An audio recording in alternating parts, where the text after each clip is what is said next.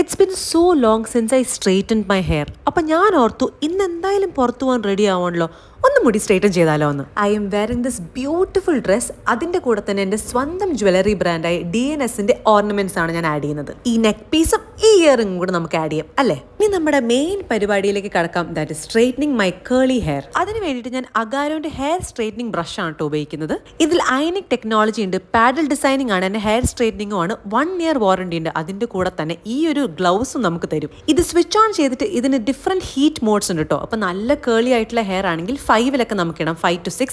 അത്രയും കുറച്ച് straight ആയിട്ടുള്ളതാണെങ്കിൽ 1 to 2 ഇട്ടാൽ മതി. ഹെയർ പാർട്ടീഷൻ ഒക്കെ ചെയ്തിട്ട് ഞാൻ ഉള്ളിന്നാണ് പുറത്തേക്ക് ഇങ്ങനെ സ്ട്രേറ്റൻ ചെയ്യുന്നത്, സോ ദാറ്റ് നമ്മുടെ ഹെയറിന് കുറച്ചുകൂടെ വോളിയുമും കുറച്ചുകൂടെ ബൗൺസും. എല്ലാം പാർട്ടീഷൻ എടുത്ത് ചെയ്ത് വരുമ്പോഴത്തേക്കും ഒത്തിരി സമയം എടുക്കുന്നതാണ് ഞാൻ വിചാരിച്ചത്. പക്ഷേ ഇതൊരൊറ്റ സ്ട്രോക്കിൽ തന്നെ നമുക്ക് കുറേയൊക്കെ സ്ട്രേറ്റ് ഉണ്ടാവും.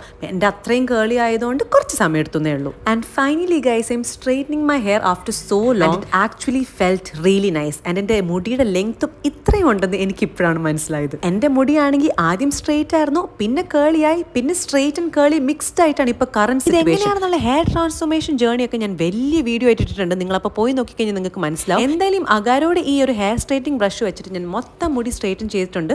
And this is the final look. I look really pretty in this dress, in this ornament and with straight hair അല്ലേ?